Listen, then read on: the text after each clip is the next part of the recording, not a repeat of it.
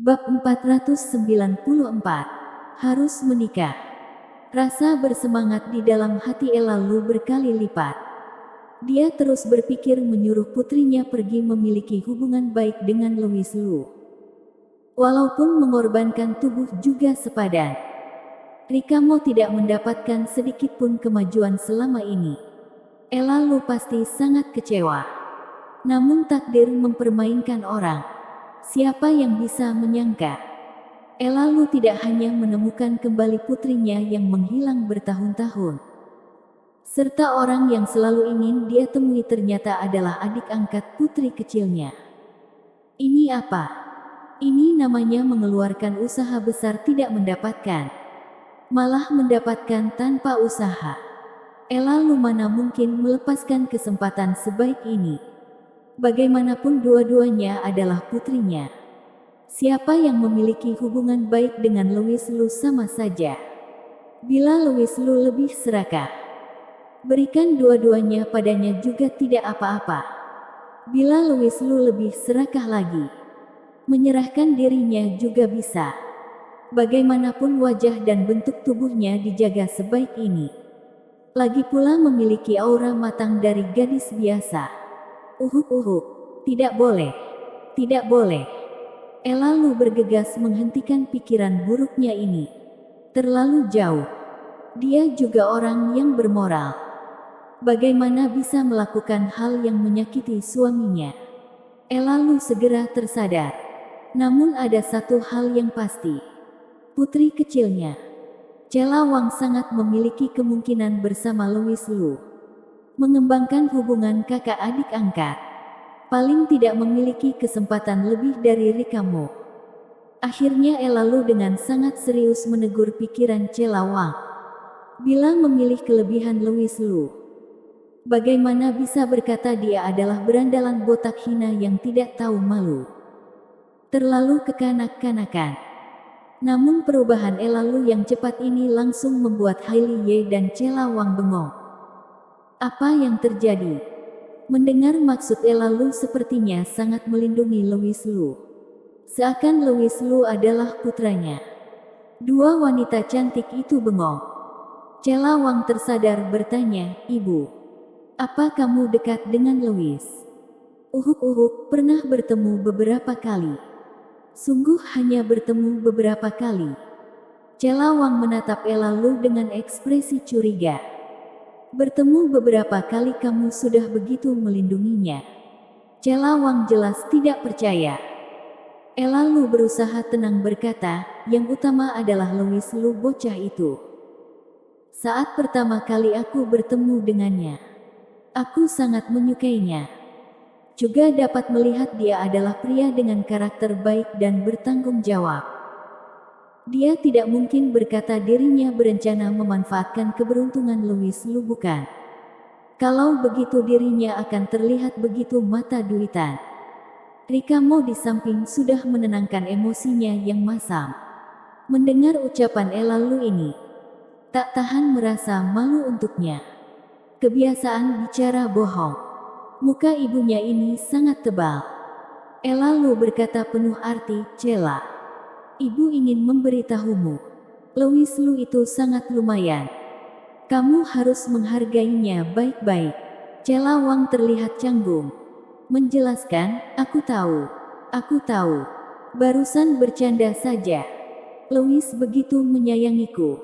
Bagaimana mungkin aku membencinya? Pria yang kamu katakan menyayangimu itu adalah Louis Lu. Ella Lu saat ini baru tersadar. Cela Wang mengangguk berkata, selain si botak itu, masih ada siapa lagi? Dia tidak hanya menyayangiku, juga sangat menyayangi kakak adik lainnya. Masih berkata akan menikahi kami semua. Benar bukan kakak pertama? Cela Wang mengedipkan mata pada Hailey Ye dengan ekspresi ambigu. Hailey Ye untuk sesaat tidak bisa berkata apa-apa. Mengucapkan candaan seperti ini di hadapan orang tua. Apa sungguh pantas? Raja Iblis ini benar saja tetap tidak tahu batas seperti biasa. Pipi Hailey Ye sedikit memerah. Dengan sedikit canggung menjelaskan berkata, Bibi. Sebenarnya itu hanya lelucon saat kami kecil saja. Anda jangan menganggapnya serius. Brak. Ella Lu tiba-tiba menggebrak meja kopi. Berkata dengan galak, tidak menganggapnya serius. Bagaimana mungkin aku tidak menganggap serius? Lihat saja. Benar saja marah. Orang tua mana yang bersedia mendengarkan lelucon seperti ini? Menyuruh putrinya melayani satu suami yang sama dengan wanita lain. Di dunia ini tidak akan ada orang tua seperti ini. Tidak akan mungkin. Kamu bercanda tanpa melihat tempat. Hailey Ye melotot galak pada Celawang. Seperti memarahinya dengan tatapan.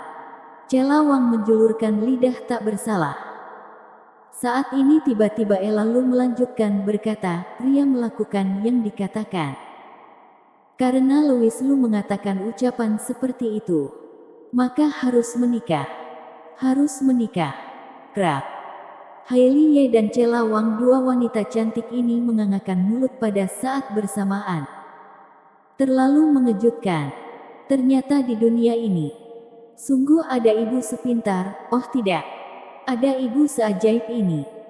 Hailey Ye merasa pandangannya pada dunia ini terlalu sempit. Hanya Rika Mo yang sudah terbiasa dengan sifat ibunya.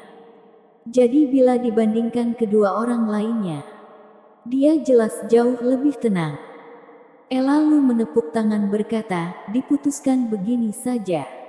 Nanti saat bertemu Louis Lu, aku akan menanyakan padanya sebenarnya kapan akan menepati janjinya. Dia berhenti sejenak.